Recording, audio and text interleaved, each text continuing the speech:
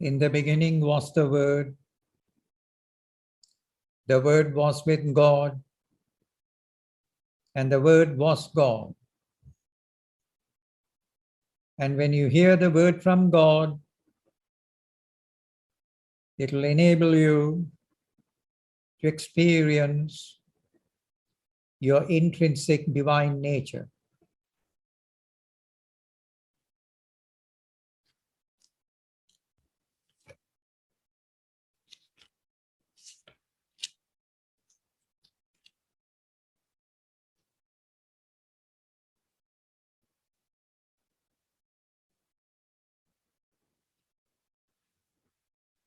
We are going through the Gospel of Mark,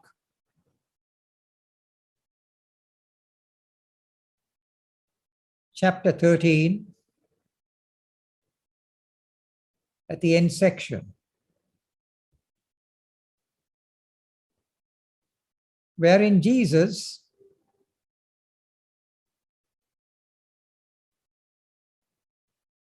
having indicated or prophesied the future calamities which are to occur, thereafter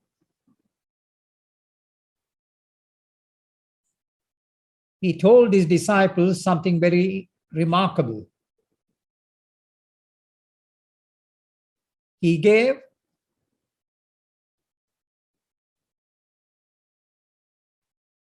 a mystical teaching stated in simple, innocuous terms.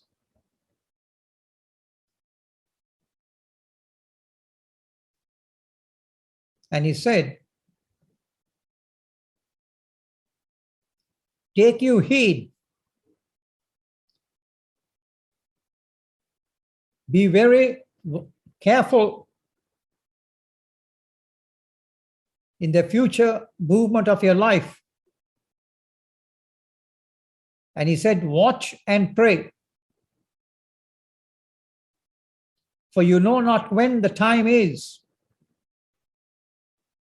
when the future time, when the time will come, when the second coming of Christ will transpire. And he said, but of that day," line number 32, "but of that day and that hour knoweth no man, no one knows when it would take place, not the angels, neither the angels which are in heaven, neither the Son, but the Father. But only the Father would know when God will come to you and speak the word and enable you to experience your divine nature. No one knows. But when he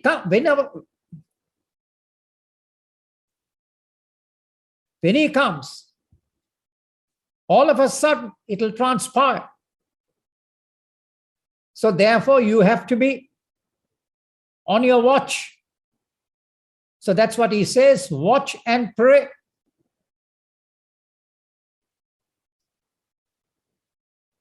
Now these two words, watch and pray,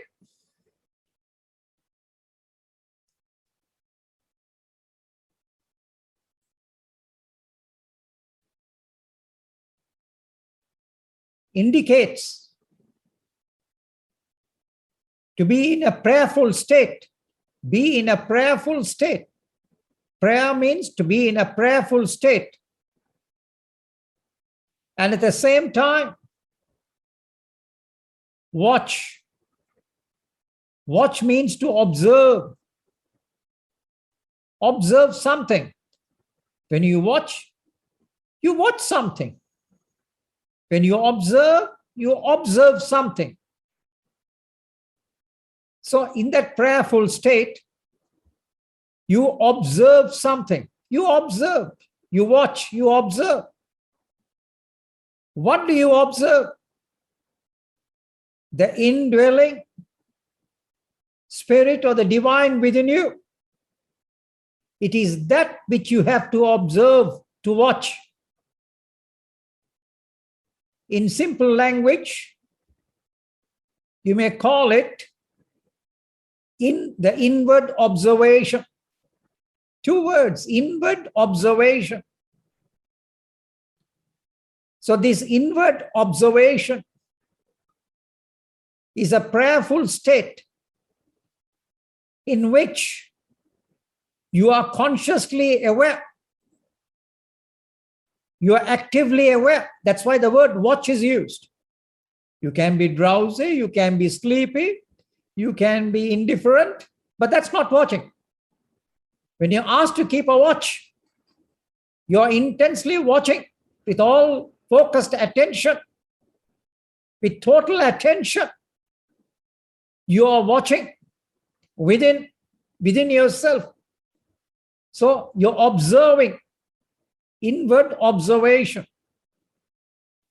Now I must tell you this much.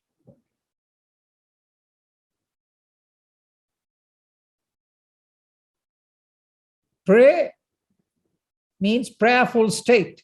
Watch and pray. It's a prayerful state.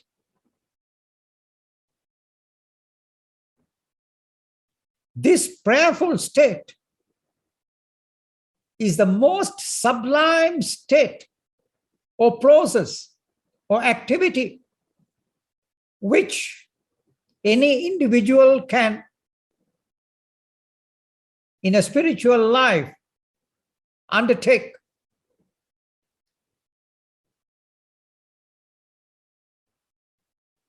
In the Eastern tradition, this state of inward observation, prayerful state, has been used with a term called meditation. Meditation. The process or the act of meditation. So in the state of meditation, you're contemplating on your divine nature without words and language. And in order to comprehend that or to understand that state, in the Eastern tradition, you are educated into a great deal of metaphysics, metaphysical language, and they use terminologies. And the term used in Advaita Vedanta is the term nididhyasana.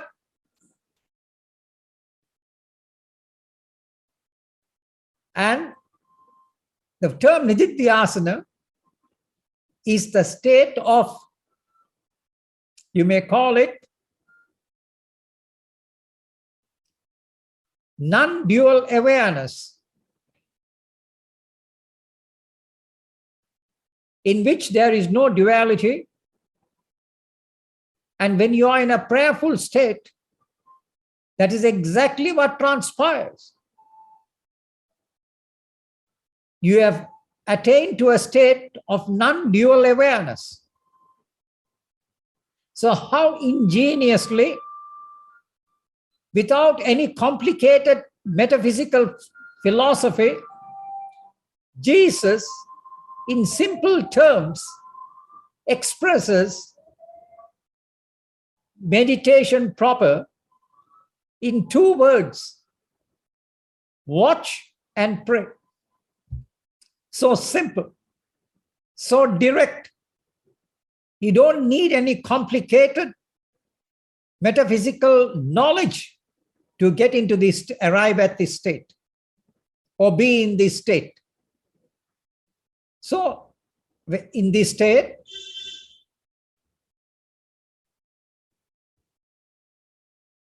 you're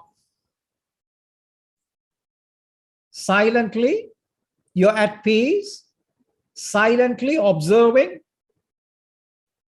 without any language, without the use of language. That's why we use the word prayerful state. In prayers, language is used. But in a prayerful state, there is no language. It's a state wherein you may call it you're consciously aware, consciously alert to what? Nothing in particular, nothing in particular. And that's what this particular state is called as watch and pray, state of inward observation. Close your eyes. Be silent to all phenomena around you. Do not think of anything, but silently be aware with piety in your heart. That's why the word prayer has been used. Prayer means prayerful state. In a prayerful state, there is piety, natural piety. And in that state, you have just become aware of your divine nature. That's all. How, in simple terms, he has mentioned this. So therefore,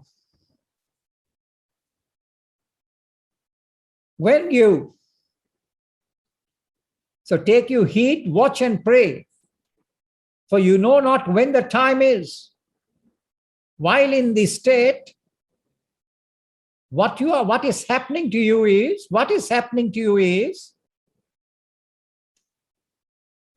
a subtle process is going on in your mind, wherein you are cultivating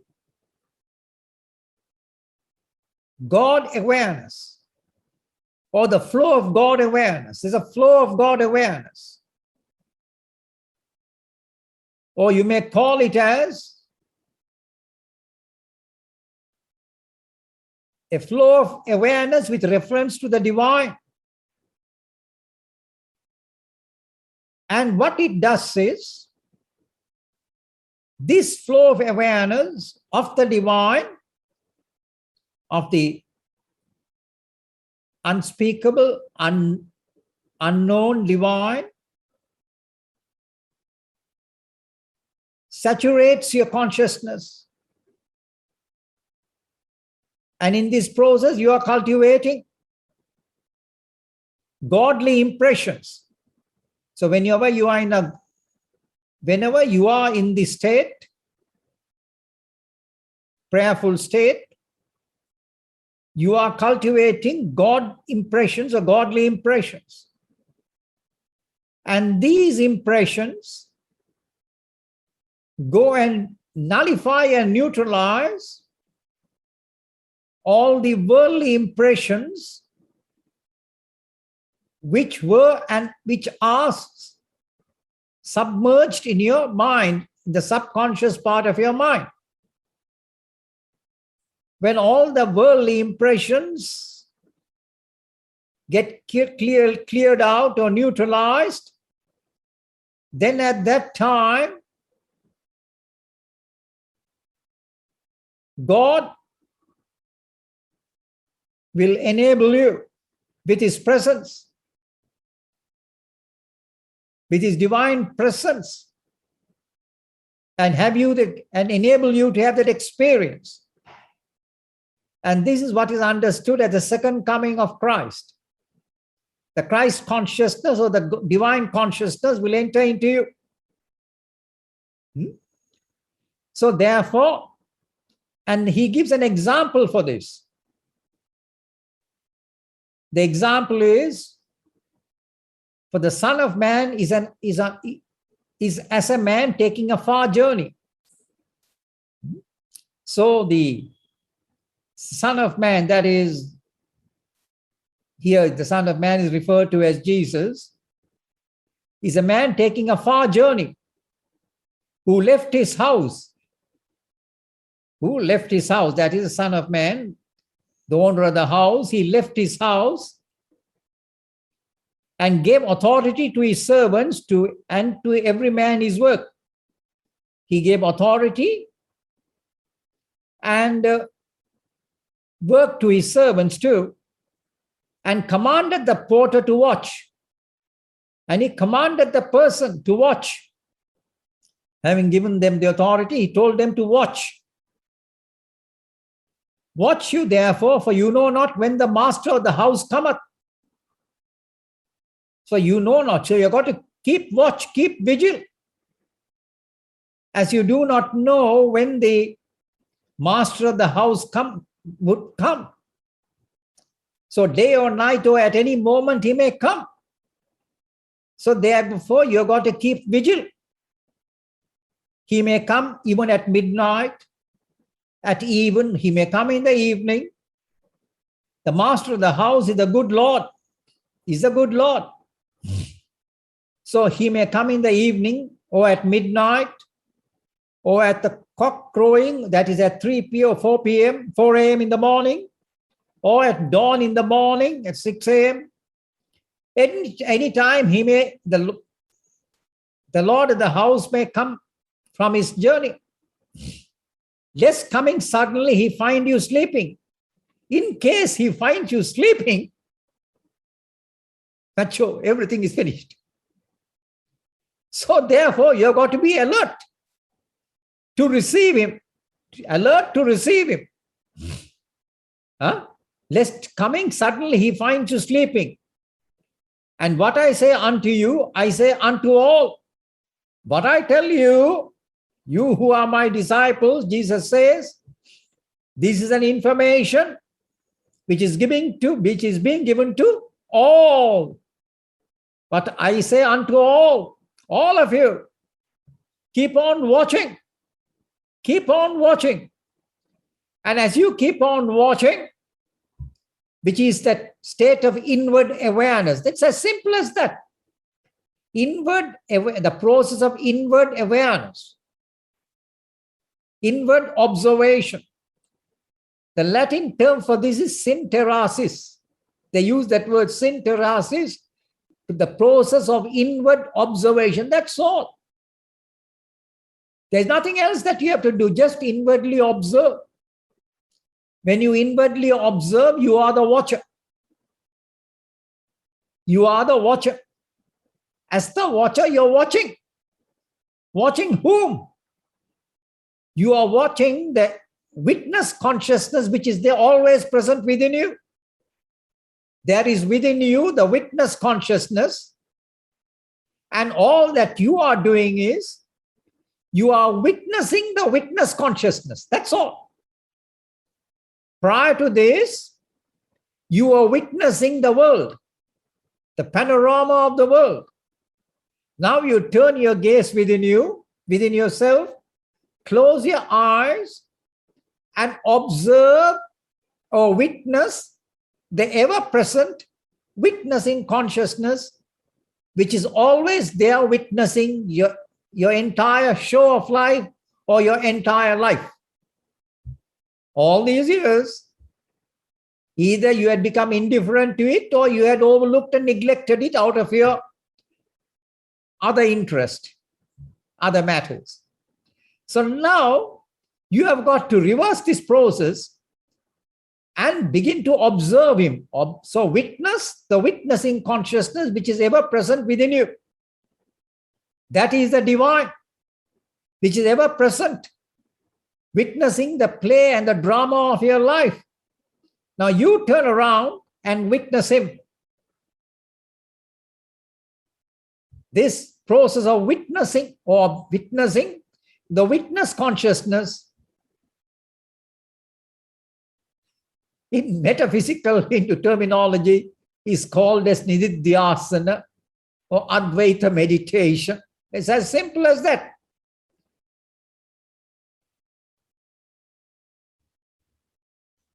the state of inward observation.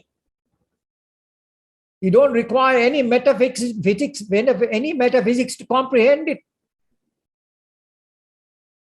So beautifully and in a simple form, in a simple terms, Jesus is outlining and has mentioned this to you. So therefore, watch. Watch. So the terms watch and pray is a state of meditative awareness. State of meditative awareness, nothing more than that. It's as simple as that. In fact, the profound genius of Jesus is that he expresses the wonderful secrets and truths of life in a few words or in a few sentences. He doesn't elaborate and give you a high philosophy or metaphysics. That's not his purpose. But in a direct, simple words, he opens the entire truth, spiritual truths. So here also, watch and pray. Be in a prayerful state. That's all.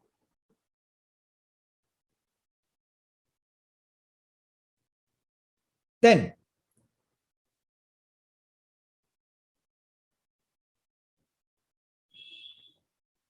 that is why it is said,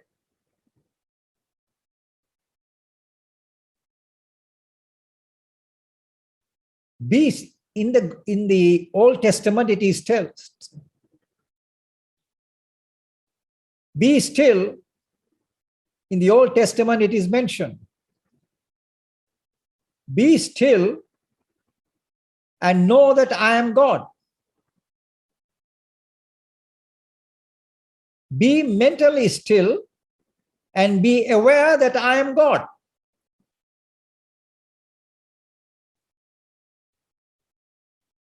And this is that process wherein you are being aware of your divine nature with the process of inward observation, wherein you are in a prayerful state. So in a prayerful state, the character of your mind has synchronized itself with the nature of being of the divine. So when it so synchronizes itself, the character of your mind, this state of affairs is called as Brahmakara Vritti in Hindu metaphysics, or Nididhyasana, Akhandakara Vritti. So many technical terms have been used, but here, that is exactly what is indicated and mentioned. So in a prayerful state, your mind has synchronized itself with the nature of being of the divine present within you. And therefore, all that you have to do is silently observe, be mentally still, and silently observe, silently be aware. That's all. Then, having said this much, he gets into the chapter 14. He says, after 2 days was the feast of the Passover of the unleavened bread. And the chief priest and the scribes sought how they might take him by craft and put him to death. So after 2 days, after this incident, was the feast of the Passover of unleavened bread.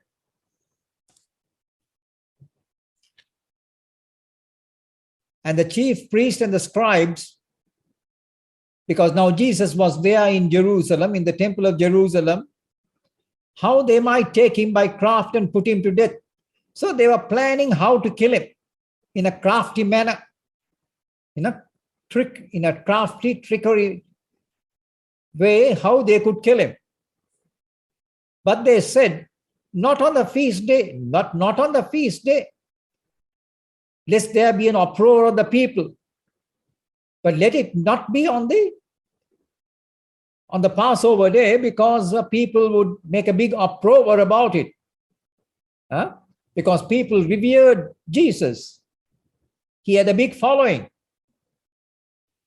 And thus, line number 3, and being in Bethany in the house of Simon the leper, as he sat at meat, there came a woman having an alabaster box of ointment or spikenard, very precious, and she brake the box and poured it on his head. So while he was staying in the house of Simon the leper here means at that time in the Israel, anyone who had some sort of a skin disease was called a leper. So not that he was a leper, he had some minor skin disease. And in being in Bethany, which was just beside Jerusalem, in the house of Simon, as he sat at meat, as he sat for his meals, there came a woman. A woman came with an alabaster oil of ointment of a precious herb called spikenard. And she broke the jar and poured it on Jesus' head. She just poured it on Jesus' head.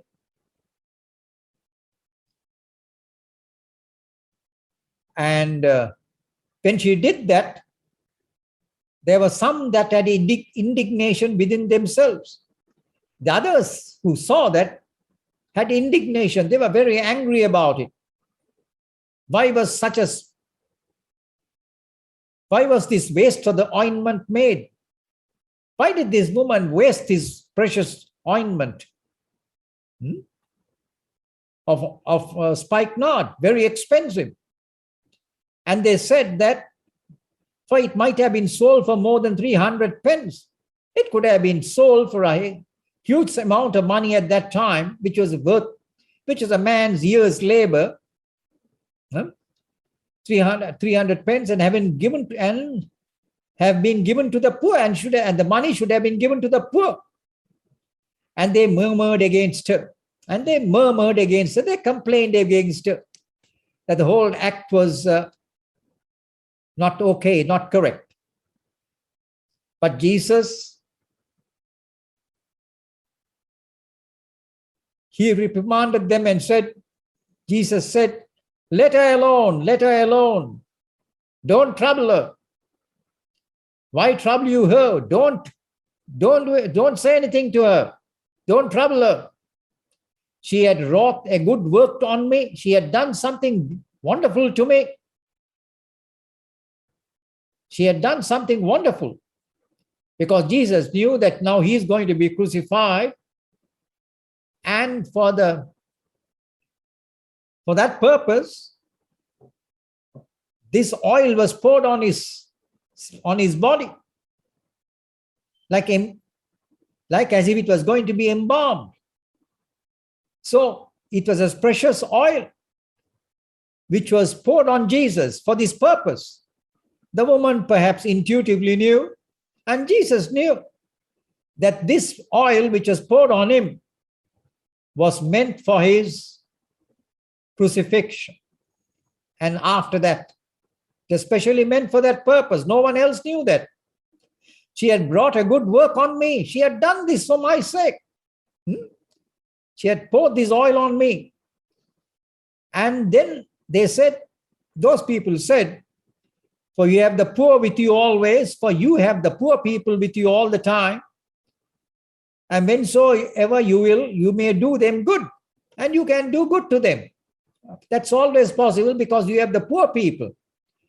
But me, you have not always, but you don't have me always. I'm not going to be here all the time. The poor are all the time with you, and you can serve the poor, give to the poor at any time. At all times you can do that. But I am not here. And this woman, she had done what she could. She had done something which she could. She is come beforehand to anoint my body to the burying. See, she had come beforehand to anoint my body for the burying, to the burying. So, for that was the reason why the oil was poured on him, on Jesus. That particular precious herbal oil. It was meant for anointing his body for the burying after crucifixion. After crucifixion, for the burying of Jesus. So the body can, it would help the process of the agony of crucifixion and also subsequently conserve the body too. So therefore it was meant to anoint my body for the purpose. And the woman who did this, her name is not mentioned here, but in the Gospel of John it is mentioned that her name was Mary. Mary, Martha, and Lazarus. They were a family. They were two sisters, and Lazarus was the brother of Mary and Martha. And quite often Jesus spent a good deal of time either in their home or in the home of Simon Peter. So he would alternate, he would spend a great deal of time in these homes, and therefore these people were very well acquainted. They were all very close followers of Jesus. Mary, Martha, the two sisters, and Lazarus, their brother. And here it was Mary who had come, who had done this, who had poured this oil. Verily I say unto you, therefore I tell you, wheresoever this gospel shall be preached throughout the whole world. So wherever this gospel gets preached all over the world, this also, that what she had done should be spoken of for a memorial of her. The great good work that this woman had done by anointing my body for my burial. This glorious work that this woman had done, this woman called Mary, should be spoken as a memorial for her in all parts of the world, wherever the gospel is preached. So that is what Jesus said here.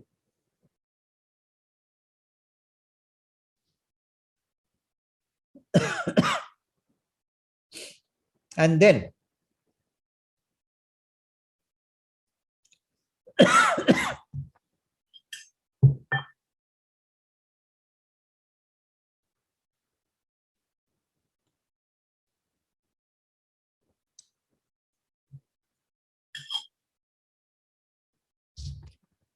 in line number 10 of chapter 14,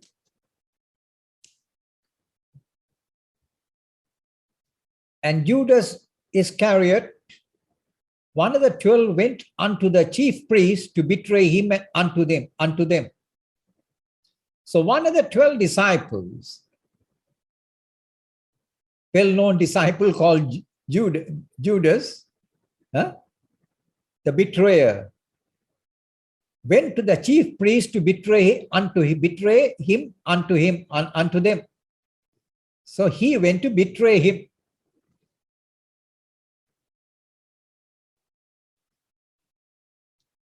Now the interesting thing is, there's a connection here. The connection exists between what Jesus said as to watch, pray and watch, be in a prayerful state. Now the point is this: whenever you are in a prayerful state, which is a meditative state, one of your sense organs betray you.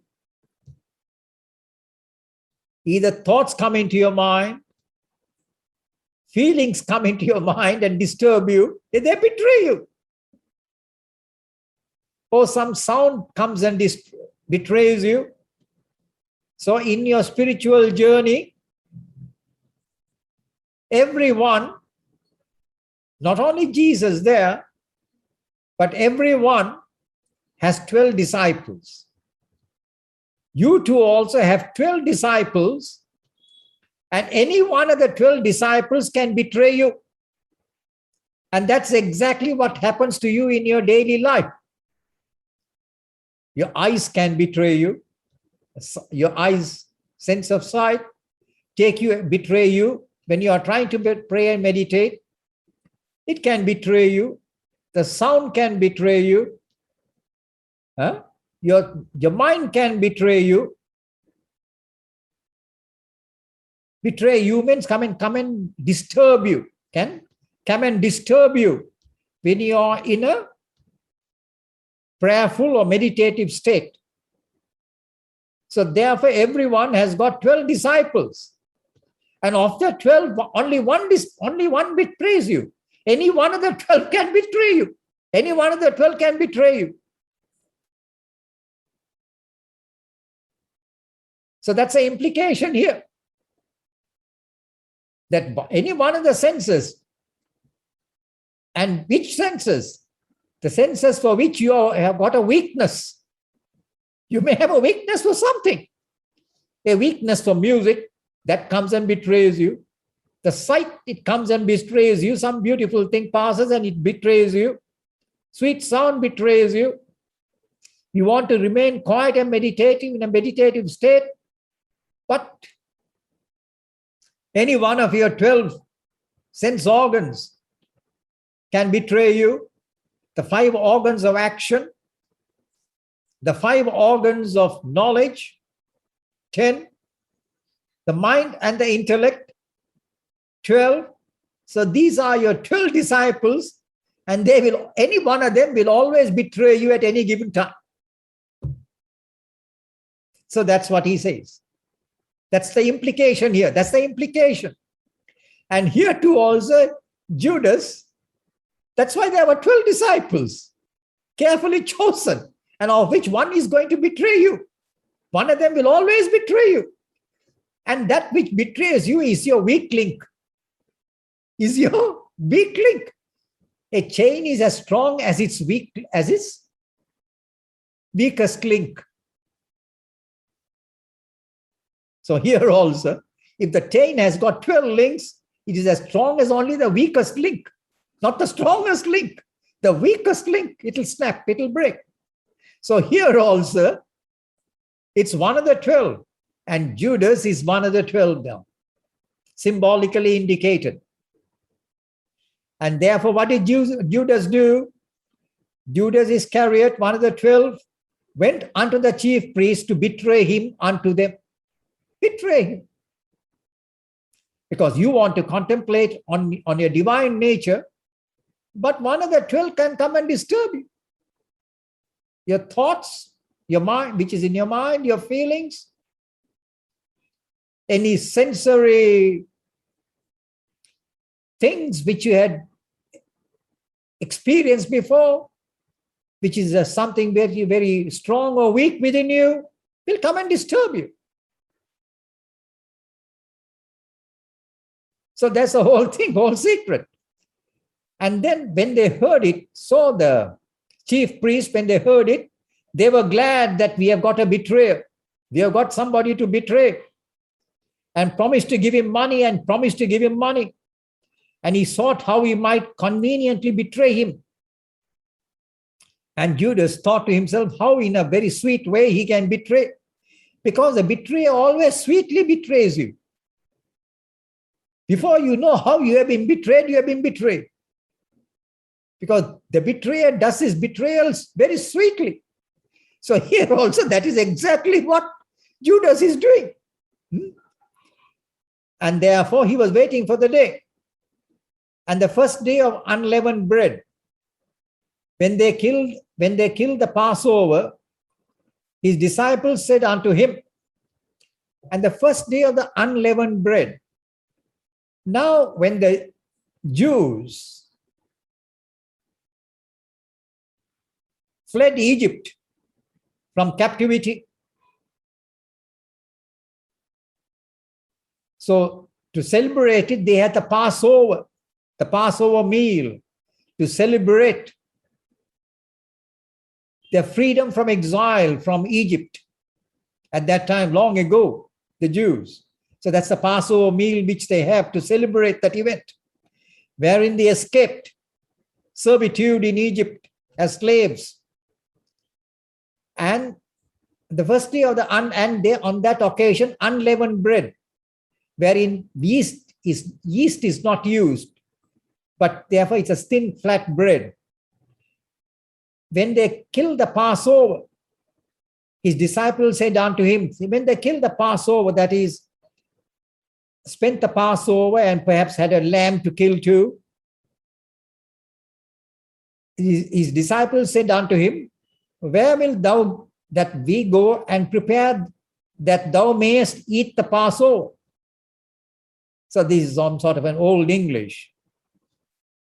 Where wilt thou go? So that where we can conveniently spend the Passover meal, eat the Passover. And he told them, he sent forth two of his disciples.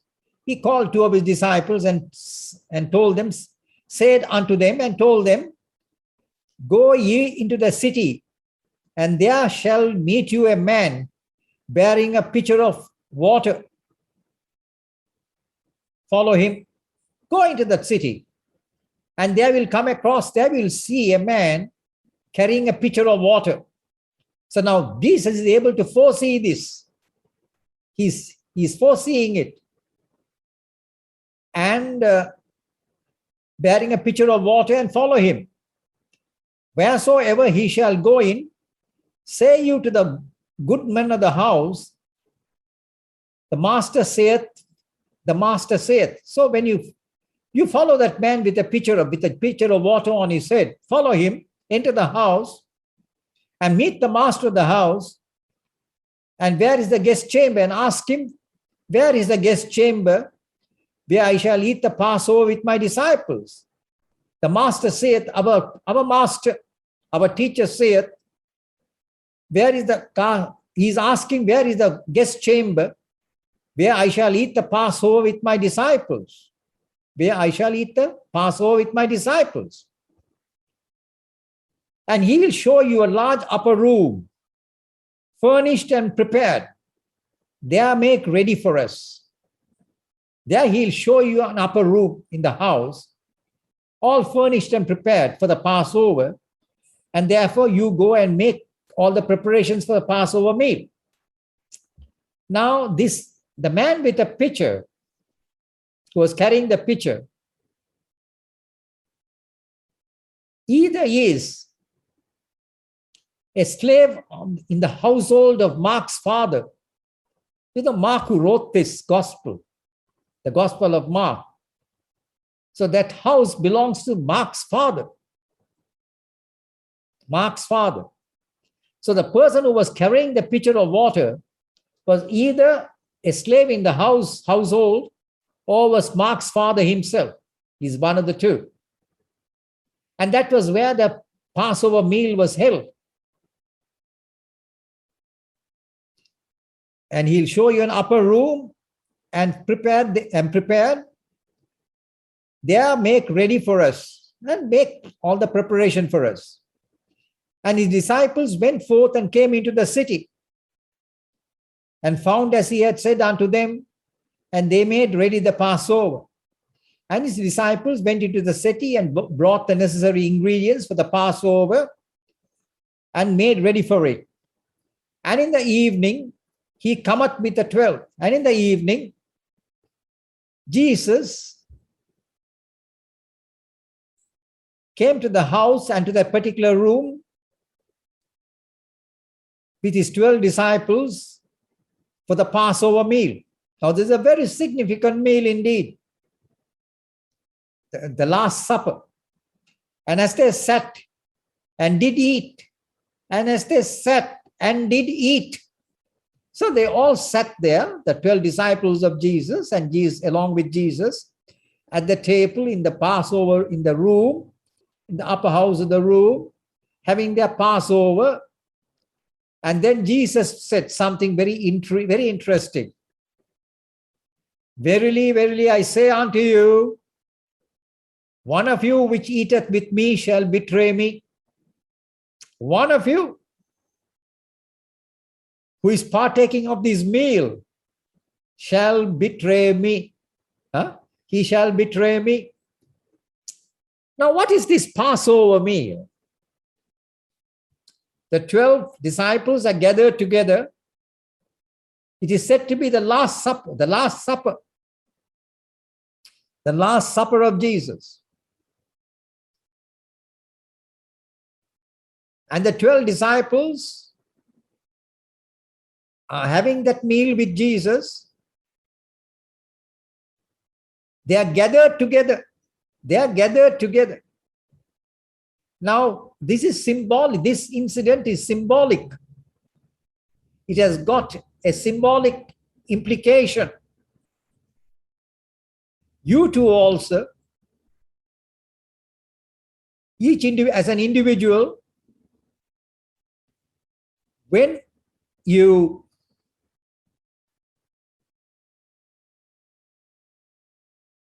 are in a meditative state, with your eyes closed, fully focused, with the awareness of the divine within, then what are you doing? You are feasting on the Lord. You are feasting on the Lord.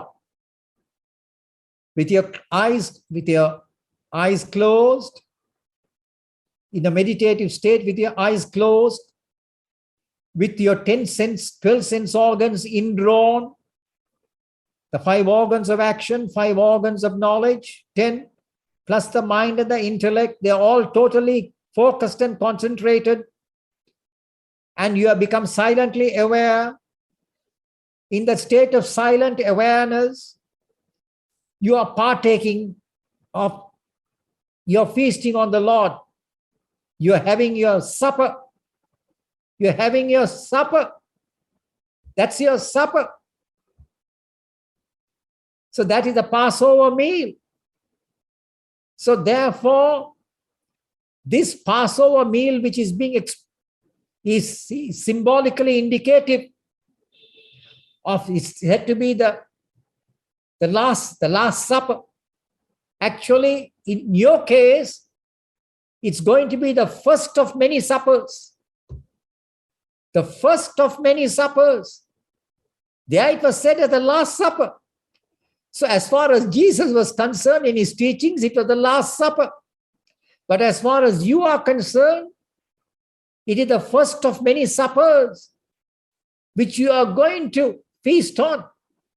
So whenever you are in a meditative, with your eyes closed, in a meditative state, you are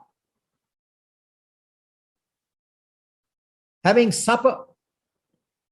Having supper. So that is why in the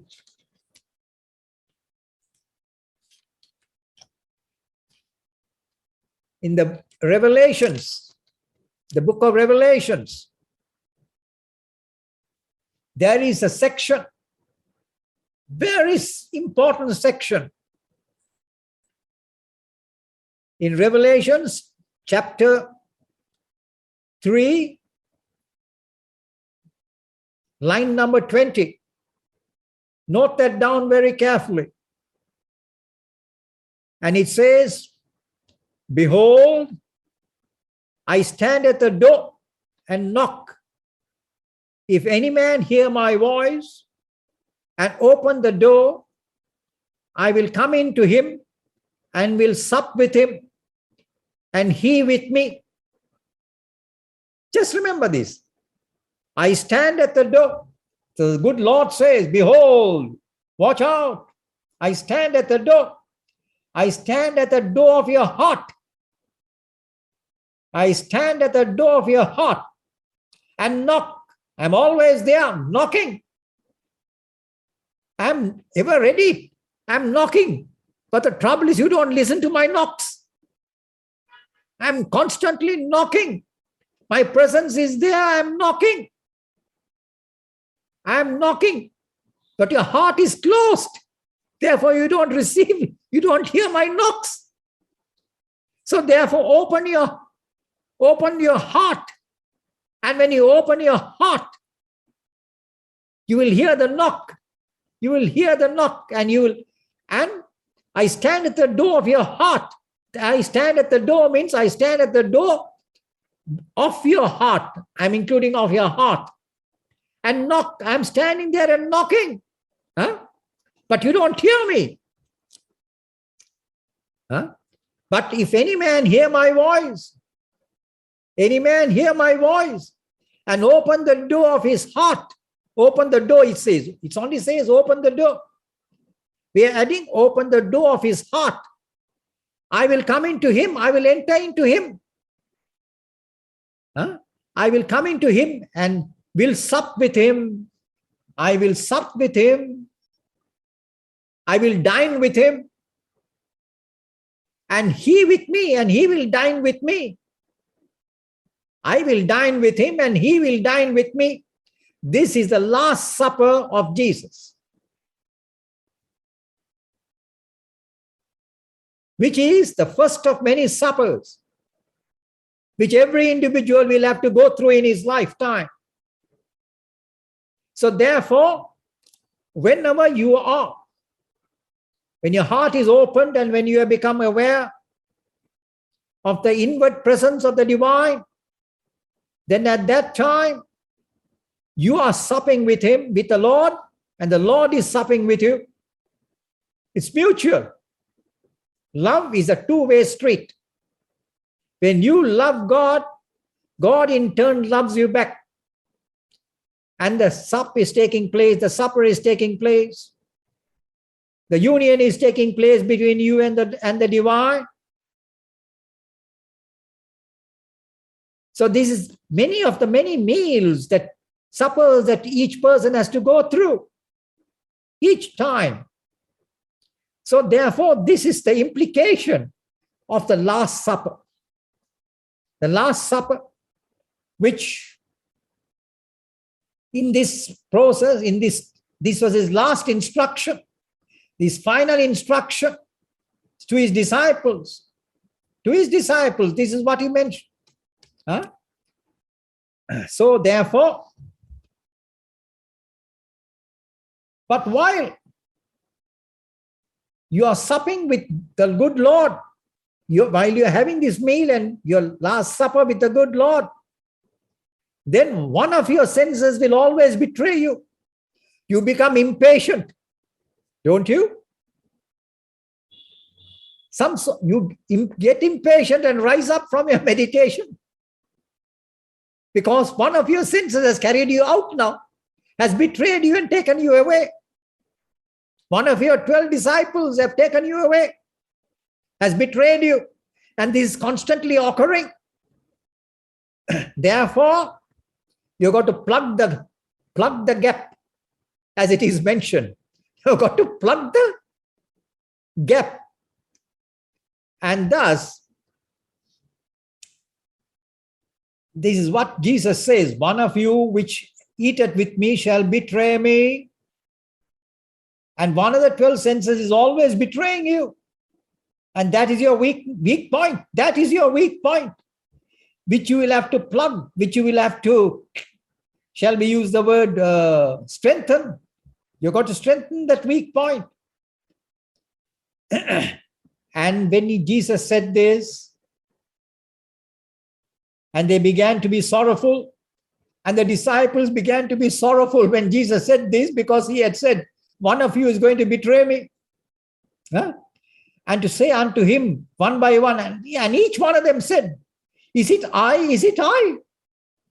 Another said, "Is it I?" So each one of them is no, because each one of them has got a weakness. So each one is saying, "Is it I, my Lord? Is it I, my Lord?" Huh? So the 12 disciples are each one claiming, are saying, "Is it me? Is it me? Huh? Is it me?" That's very interesting. And he answered and said unto them, "It is one of the 12. It is one of you 12. Huh? That dippeth with me in the dish. That dippeth with me in the dish." Huh? So that dippeth with me in the dish. So there was a dish there, and everyone puts his hand there to dip. Huh? Take their food. Huh? In the feast, when you are having the supper, when you have the supper, the last supper, and when you are in sup, then of course everyone is dipping and taking something. So that is the act of meditation is going on. Communion with God is taking place, if you want to put it in another language. But in the process, one of them is going to betray, that you will become impatient and get out of it. Get out of your state of meditation. So that's what betrays you. And then he says, "He's one of the 12 that dippeth with me in the dish." It's one of the 12. Then in line number 21, "The Son of Man indeed goeth as it is written of him." Of course, it has been prophesied in the Old Testament that the Son of Man is written of him, is goeth. But woe to that man by whom the Son of Man is betrayed. But woe to that man, curse be unto that man who has betrayed the Son of Man.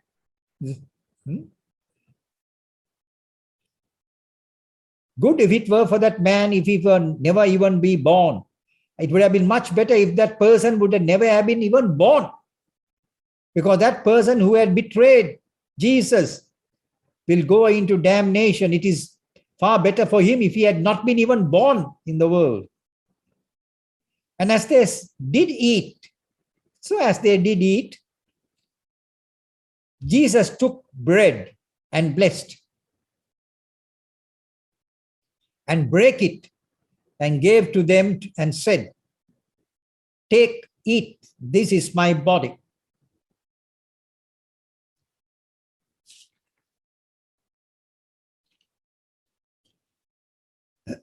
Now this is another section by itself.